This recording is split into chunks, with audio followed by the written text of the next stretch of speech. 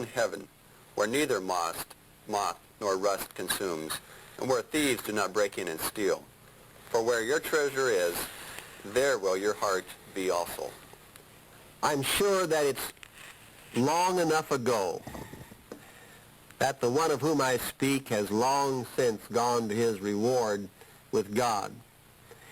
But I went to a little college in Kansas, and my debate coach got up the volleyball teams for the faculty. And because the faculty was small, there weren't 12 men on the faculty, and he filled out with his debating team. And as a result, it was my privilege to play volleyball many weeks with the faculty members. In this little town, or little city of 8,000, it was divided into 4 parts.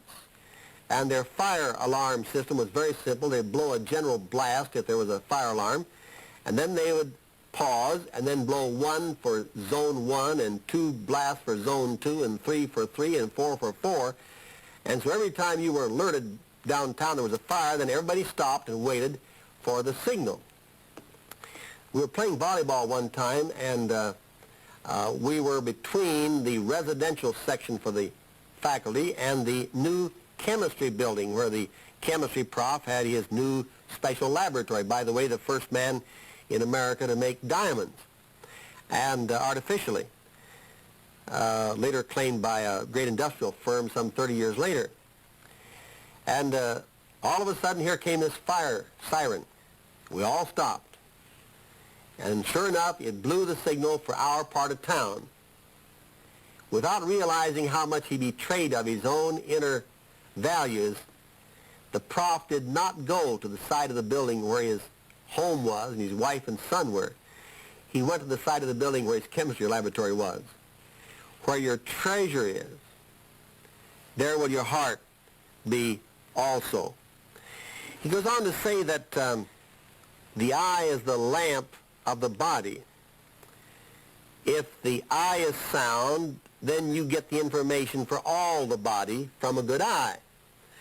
If my feet do not want to stumble over a rock, my eyes need to see the rock, and my good eyes protect my feet, and so on. If my eye does not work well, the whole body is in darkness. And then he says, read verse 24 for us.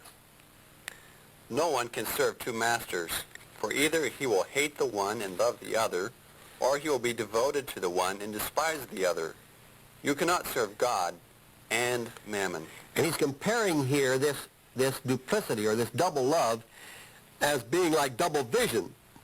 You don't see well because your eye is not good, and you cannot really serve both God and mammon.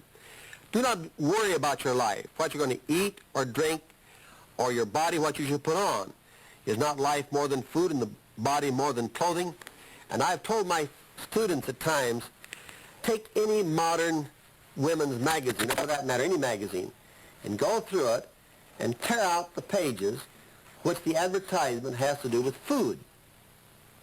Then go through and tear out all the pages where the advertisement has to do with drink, alcoholic or soft drinks. Go through again and tear out all the pages that have to do with what people wear, and see how much magazine you have left.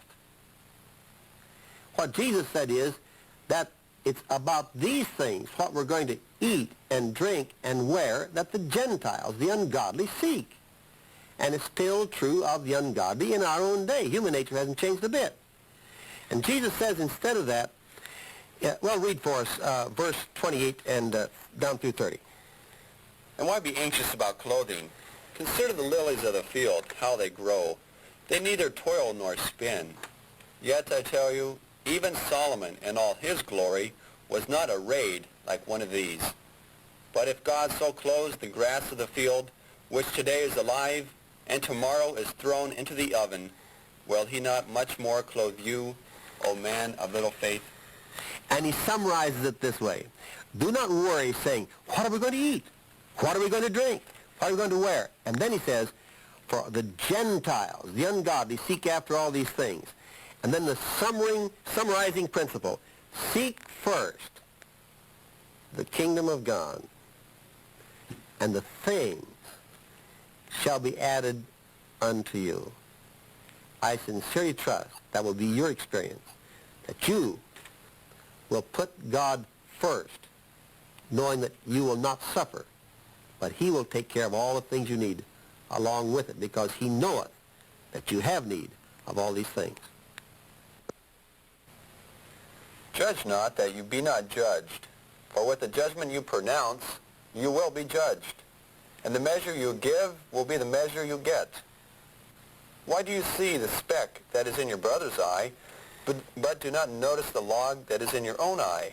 Or, how can you say to your brother, let me take the speck out of your eye, when there is the log in your own eye? You hypocrite, first take the log out of your own eye, and then you will see clearly to take the speck out of your brother's eye. This is an example of a figure of speech called a hyperbole. That is an exaggeration for effect. Nobody can have a log or a 2x4 or a building timber in his eye. But Jesus said there are some folks who, so to speak, have a 2x4 sticking out of their eye, and yet they're peering at you and saying, brother, let me help you. I would like to get that speck out of your own eye. And they're not aware of their own problems at all. In fact, it's just a statement here of common experience, that many times we can see everybody's faults but our own. We're so accustomed to them, we don't see them. Then we have a tremendous truth given here in the next 3 verses, that is 7, 8, and 9, on the subject of prayer. Ask, and it will be given you. Seek, and you will find. Knock, and it shall be opened to you. For everyone who asks receives, and he who seeks finds, and to him who knocks it will be open. Or, what man of you, if his son asks him for a loaf, will give him a stone? Or if he asks for a fish, will give him a serpent? If you then, who are evil, know how to give good gifts to your children, how much more will your Father who is in heaven give good things to those who ask him? Now we really have 2 subjects here. The first one is an encouragement to a certain kind of prayer. He's telling us here to ask and to seek and to find. That is, prayer is to be active and not passive. He represents prayer as being an active seeking, not a submissive acquiescence and saying, now Lord, you send me what's good for me. Rather, it's a matter of aggressively seeking. We are to ask and seek, and necessary to knock, until we are given that for which we are longing. Now, this, of course, assumes what we were talking about last time in the so-called Lord's Prayer, and that is that our desires and our praying are identical.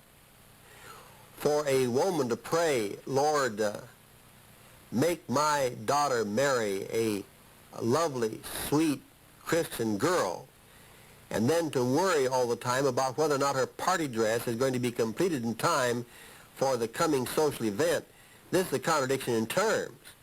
Because what she's not really praying about is for her daughter to be spiritual. It's for her daughter to be socially successful.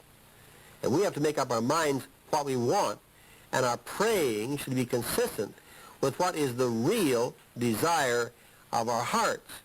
And if you can't pray about it, you shouldn't want it. And if you should want it, then you should be able to pray about it. And so we're told here to be positive in our praying. The second truth which is dealt with here has to do with the nature of God, who is on the receiving end of our prayers.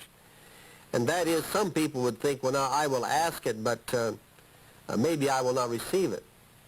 It teaches us here that we, as ordinary people, with ordinary limitations of human nature, that we don't give a snake to a child who asks us instead for a piece of fish.